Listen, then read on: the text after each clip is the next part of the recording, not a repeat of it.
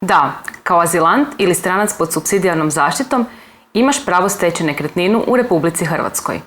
Najčešći načini na koji možeš steći nekretninu su da je kupiš ili ti je netko daruje ili je naslijediš od neke osobe. Ako kupuješ nekretninu ili ti ju je netko odlučio darovati, morate sklopiti ugovor u pisanom obliku.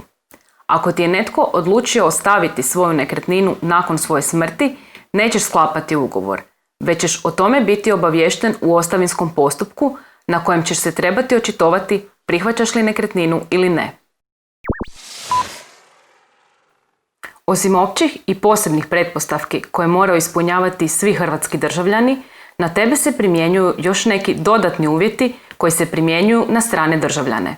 Moraš biti državljanin države s kojom postoji uzajamnost za stjecanje prava vlasništva na nekretninama u Republici Hrvatskoj i imati suglasnost Ministarstva pravosuđa Republike Hrvatske za stjecanje konkretne nekretnine. Ako nekretninu nasljeđuješ, nije ti potrebna suglasnost Ministarstva pravosuđa. Uzajamno znači da možeš steći pravo vlasništva u Republici Hrvatskoj pod uvjetom da hrvatski državljani mogu steći vlasništvo nekretnina u državi čiji si državljanin. Primjerice, ako si državljanin Sirije, nekretninu u Hrvatskoj možeš steći pod uvjetom da i hrvatski državljani mogu steći nekretninu u Siriji. S obzirom da imaš status azilanta ili stranca pod supsidijarnom zaštitom, uvjet uzajamnosti ne treba biti ostvaren ako boraviš u Republici Hrvatskoj 3 godine i dulje. Ovo je pravo koje nije upisano u hrvatskim zakonima, već ti je zajamčeno međunarodnom konvencijom. Da bi dobio suglasnost Ministarstva pravosuđa, moraš predati zahtjev pisanim putem na adresu Ministarstva pravosuđa. Pisanom zahtjevu moraš priložiti ugovor ili neku drugu pravnu osnovu kojom stječeš vlasništvo. Izvadak iz zemljišne knjige ili neki drugi dokaz kojim ćeš dokazati da je osoba od koje stječeš nekretninu vlasnik. Uvjerenje upravnog tijela nadležnog za urbanizam i prostorno uređenje prema mjestu na kojem se nekretnina nalazi o pravnom statusu nekretnine, odnosno da li se nekretnina nalazi u granicama građevinskog područja predviđenim urbanističkim planom. Ovjerenu presliku svoje putovnice ili drugi dokaz kojim ćeš dokazati svoje državljanstvo. Kao jedan od priloga navodi se i plaćanje upravne pristojbe. S obzirom da imaš status azilanta ili stranca pod supsidijarnom zaštitom, ti si oslobođen plaćanja upravnih pristojbi, pa to obvezno navedi u svom zahtjevu.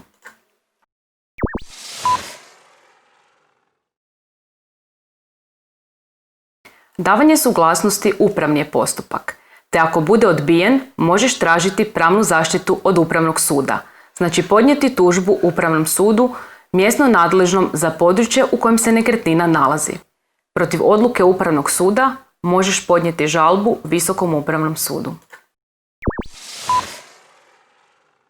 Da, ako kupiš nekretninu, morat ćeš platiti porez na promet nekretninama, osim ako nisi poreznim zakonom oslobođen od plaćanja poreza. Stopa poreza trenutno iznosi 3% od tržišne vrijednosti nekretnine u trenutku njena stjecanja. Ako nekretninu stekneš nasljeđivanjem ili darovanjem, izuzet si od plaćanja poreza na promet nekretninama ako nekretninu stječeš od bračnog ili izvanbračnog druga ili životnog partnera, od svojih roditelja ili djece, te od posvojitelja ili posvojenika. Ako uređuješ imovinske odnose s bivšim bračnim ili izvanbračnim drugom ili životnim partnerom, primjerice nakon razvoda, također si oslobođen od plaćanja poreza na promet nekretninama. Pri kupnji nekretnine najbitnije je da provjeriš je li osoba od koje kupuješ nekretninu vlasnik te nekretnine.